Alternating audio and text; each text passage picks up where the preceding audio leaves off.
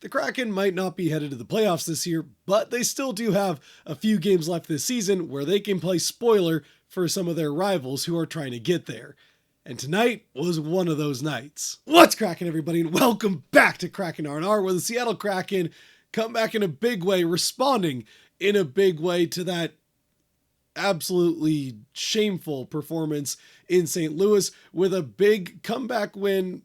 I mean, not as big as a previous comeback win against the Canucks, but they come back on the Canucks down one a couple of times in this game, show some resilience, and end up winning this one 6-3. And it's a Canucks team that, although they do currently sit in that second wildcard spot in the West, they could desperately use the points, as there's kind of a logjam of four teams there that none of them can really decide which one actually wants to go to the playoffs in that second wildcard spot.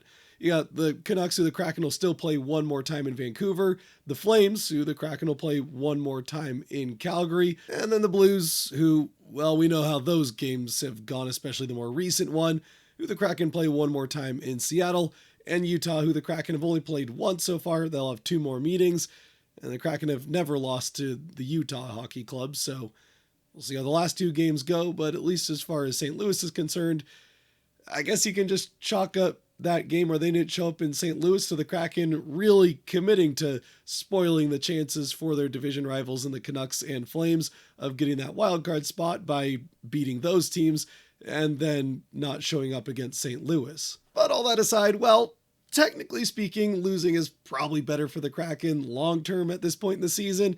Winning is still a whole lot more fun from a fan perspective, especially in the home games and especially against rivals like the Vancouver Canucks. And I mean, sure, maybe it's not a heated, embittered rivalry like we have with some other teams across the NHL or certainly across sports.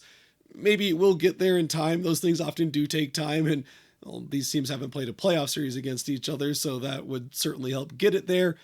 But you could be convinced that there is something building based on the energy in the building tonight. It is certainly the most energy I have felt at a game in that building for, well, probably going back to early on in the season when there were some true hopes of this team getting to the playoffs, which isn't to say that it's been dead. The games have been pretty fun and high energy, considering especially how the season has been going for the Kraken. But I mean, this one was something else. There was a lot of noise in that building. You could tell a lot of energy coming from, I mean, fans from both teams, but especially the Kraken fans in a game where the team really showed up to put on a show for the fans. Which, by the way, as far as that's concerned, if you really listen close, you might be able to tell that my voice isn't quite all the way there. It's a little different than normal.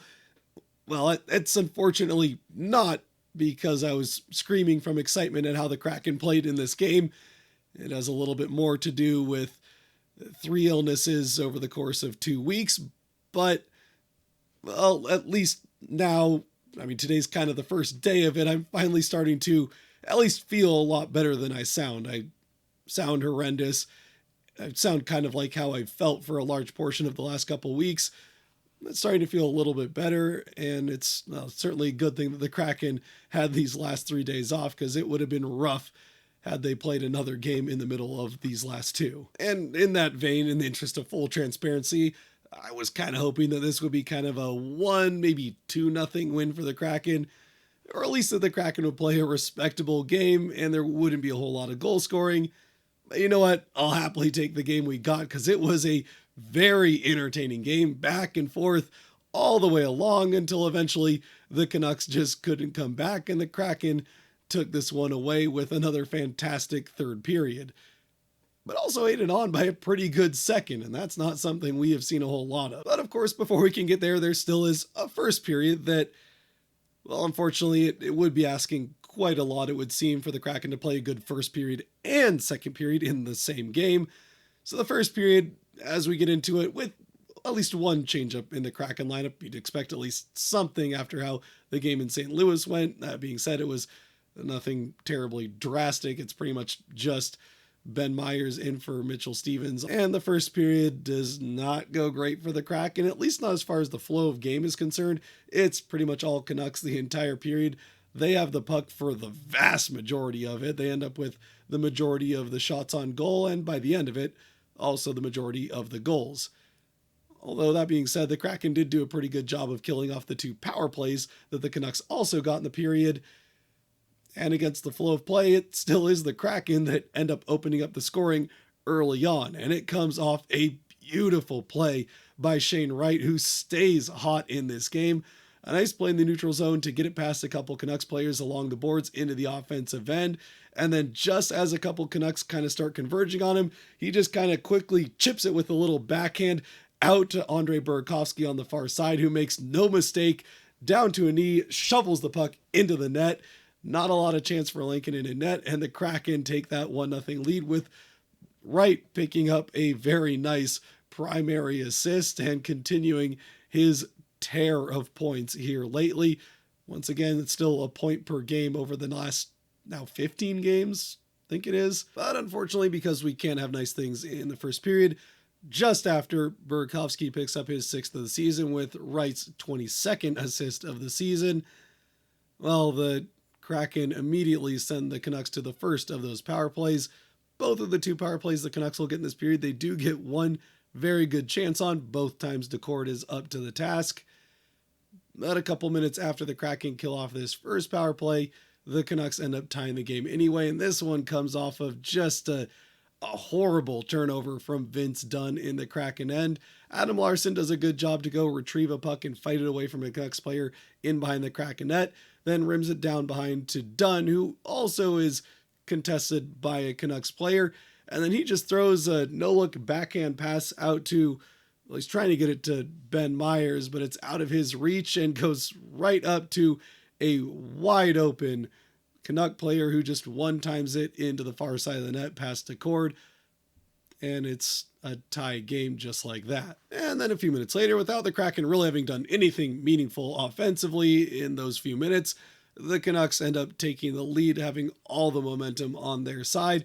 And it's another kind of fluky one. It's a shot from well out that is blocked almost immediately by Oliver Bjorkstrand, but the block breaks his stick. The puck keeps going, and all it really does is change the trajectory of the puck and pull Decord out of the crease and out of position so that when the puck goes straight to a Canucks player alone by the side of the net, Decord is already down and out, and all he has to do is get it around Decord and throw it along the goal line into the goal to give the Canucks that 2-1 lead. And then the Kraken still unable to get out of their own way in this first period, especially since they took that 1-0 lead, send the Canucks immediately to a power play that'll close out the period. Again, they end up coming up empty on that, including the few seconds that bleed over into the second period, but it still was a pretty bad first period from the Kraken, and we go to a second where they're already down, and we went into it knowing how second periods have gone for the Kraken, especially recently. But thankfully, though, as I already said earlier, this second period was different. And I'm not going to say the Kraken dominated it. I mean, they certainly did win it on the scoreboard, but it was a pretty back and forth period as far as the flow of game is concerned. It was a pretty fast, exciting period with chances at both ends of the ice.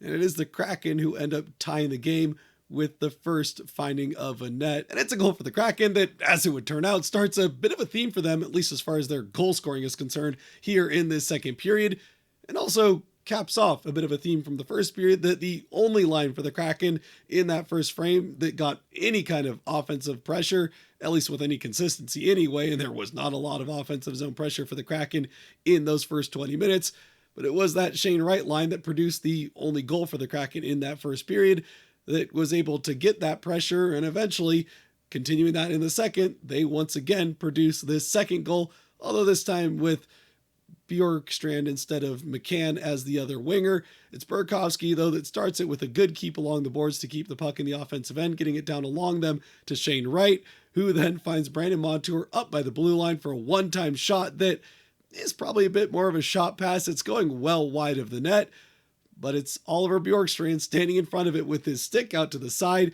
that deflects it perfectly back into the net. Not a lot of chance for Lankinen, and the Kraken tie the game with that great hands-eye coordination play to redirect the puck and get the Kraken on the board again. And not just the Kraken, but also with the secondary assist, his 23rd of the season, Shane Wright picking up his second point in the game.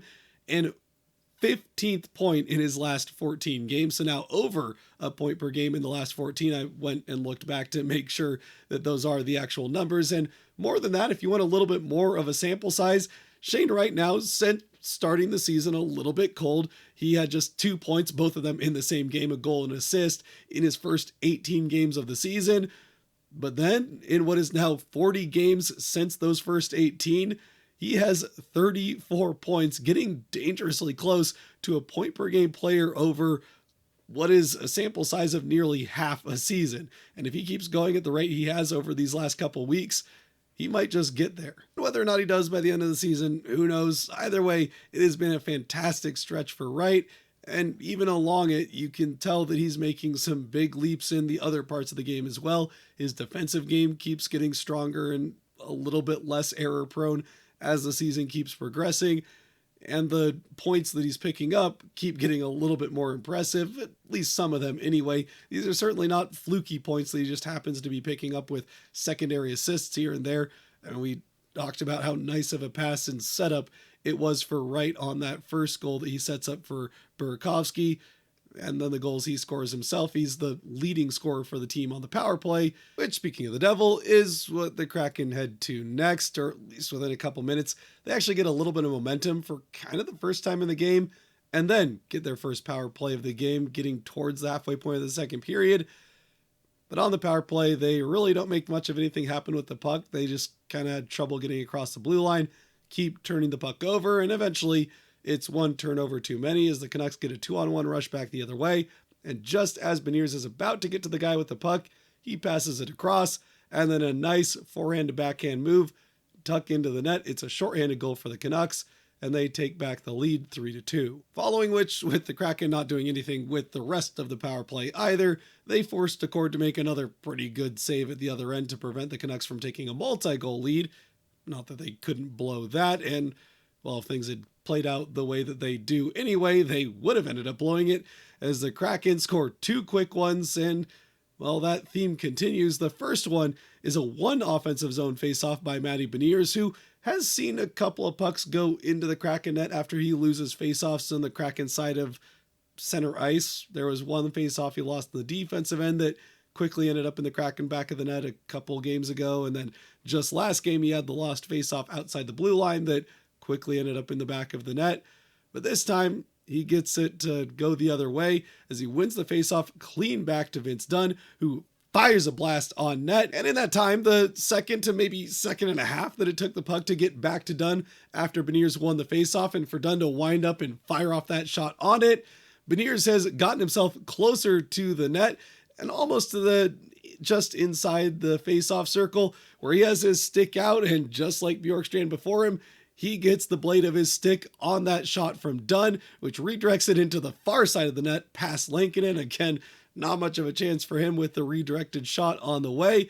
And the Kraken tie the game up with another deflected shot, which is something they really have not done a ton of this season. We've talked about the Kraken having issues this season offensively of getting to the net and causing chaos in front of it, whether that's deflecting pucks on the way, which makes the goaltender's job a lot harder, or screening the goaltender, or being available for rebounds. It's all stuff the Kraken haven't done a ton of. Their shot volume has been here and there, but they just really haven't made goaltenders work that hard. And in this game, they definitely made the work a lot harder for Lankinen, and on a couple of occasions, he just wasn't able to do anything about it. And happily for the Kraken, another such occasion would come up exactly a minute after Beniers scored his 14th of the season.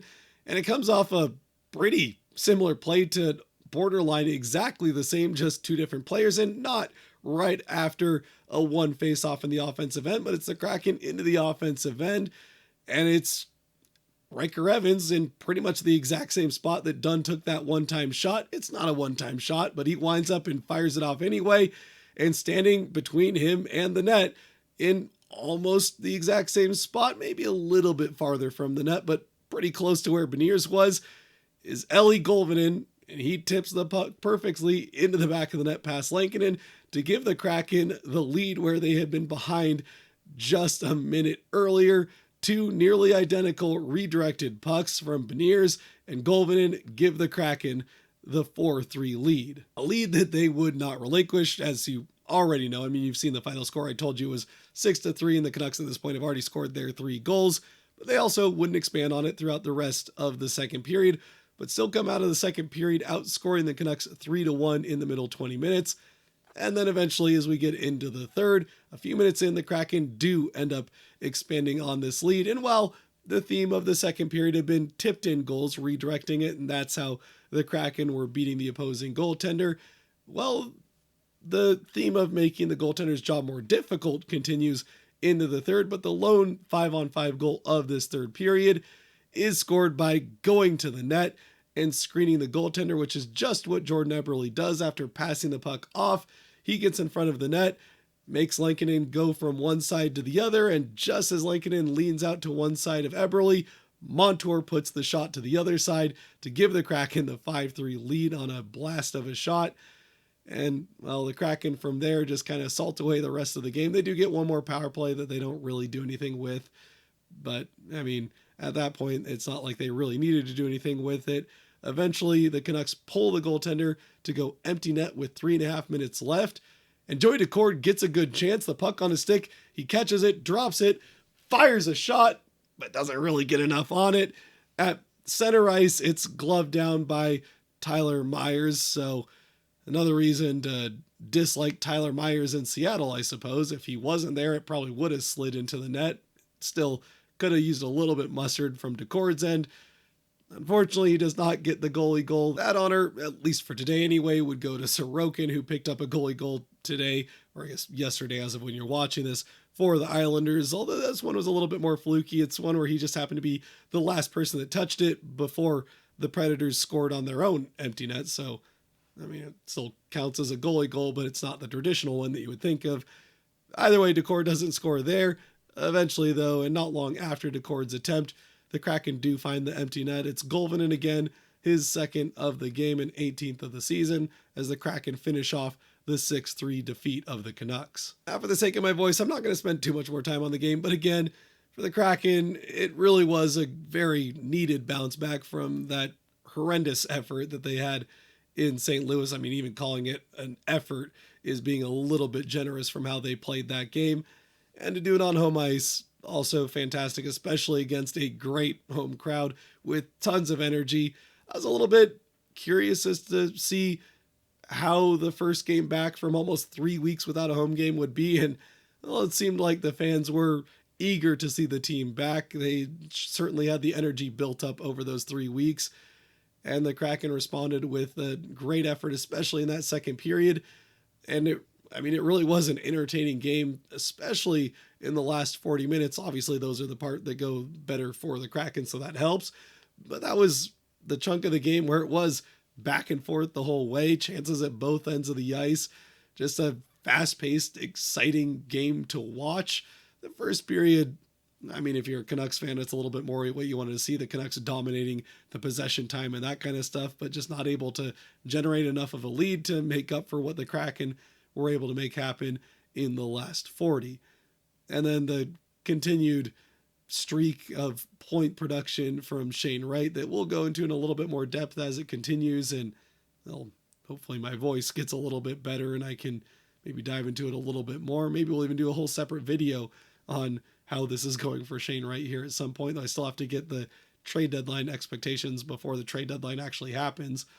Unfortunately, my lack of voice over these last couple of days did not allow it to happen. I've been pretty much sick for the majority of the last 2 weeks, so I just have not been able to get the non-game work in that I would like to with videos. So I'm sorry about that, but closing this one out with the Kraken 3 stars, as always, brought to you by the patrons over on Patreon. If you do want to help decide the Kraken 3 stars or help with the channel awards at the end of the season for the Kraken, then you can help support a little bit more than you already are by watching at this point, which I very much appreciate, by going to the link down below and supporting on Patreon as well. It's hard to argue too much with the 3 stars they picked in this game, though I am going to switch around the order a little bit. My first star in this game has got to be Shane Wright. Again, that line, and he was the driver of it, were really the saving grace for the Kraken throughout the first, certainly 20 minutes, probably even 30 minutes of this game. They were by far the best line on the ice for the Kraken. And the Beniers line with Kakko and Schwartz were still getting their chances and got better as the game went along. But that right line was, and really driven by Wright, fantastic. And he picks up the 2 assists in this game, another multi-point game for him, which is starting to become more common than non-multi-point games over these last couple of weeks anyway. So yeah, more great play from him. Second star, I'll go with Brandon Montour. It's kind of between him and Tolvanen, although Tolvanen's second point is an empty netter. So we'll go with Montour, a goal and an assist in this game. So great point production from him. And ever since the Kraken, it seemed like they were destined to not make the playoffs. He's been hot and cold, but this was a great game from him, especially whenever Wright and whatever wingers he had were out on the ice. Montour was right there to back up that offensive production and was a key part in 2 of the goals. Wright was, again, by the way, on the ice, wasn't a part of the score sheet anyway for that 5th goal in the 3rd period, but he was on the ice for it. So, I mean, continuing to get plus minus if you're into that stat. And then third star, I'll go with Eeli Tolvanen. I'll stick with the third one they had as well. I think they had Tolvanen third, and it doesn't really matter what the official stars were. They had the same 3, just in a different order. I'll go Tolvanen with the third star. 2 goals in the game, and yeah, I mean, their line maybe not the most effective as far as consistency, but he's still getting goals, 18 on the season, getting close to a 20-goal season for Tolvanen. It might not be the outcome that he would like for the team as far as how that's gone, but his season has gone pretty well. Otherwise, there are some other guys I feel like are worth mentioning. Both McCann and Mahura had pretty good games. McCann did get a primary assist on the last goal for the Kraken. Mahura doesn't, but yeah, both of them just not the same point production as the 3 we picked as stars, but they played pretty well. Burakovsky had one of his best games on the season for the Kraken. He did pick up that first goal with that nice pass from Wright and was, a big part of the offensive production that line had throughout those first 30 or so minutes of the game. And then I really wanted to give a star to Riker Evans. I thought he had a fantastic game. Lots of energy, very physical, throwing his body around, separating Canucks from pucks, especially in the defensive end. Especially defensively, I thought a strong game from Evans, and he did pick up the primary assist on Tolvanen's goal with that tip that gave the Kraken the lead, the eventual game-winning goal, I guess that turns out to be. So, yeah, a fantastic game from Riker Evans and a lot of the guys on the team. And with that, I'd love to know your thoughts down in the comment section below. If there's any of those guys that you would bump up into the 3 stars, who your 3 stars would end up being, and what you thought of this game. And even if it doesn't help the Kraken as far as getting a better draft spot, well, just the idea of playing spoiler for some of these division rivals. Anyway, if you have made it to this point, thank you very much for watching. If you did like or enjoy the video, the buttons for that kind of stuff down below helps support the channel, so I'd appreciate using them. Until next time, stay safe out there, be good to each other, God bless, and go Kraken. Oh, voice almost came out there.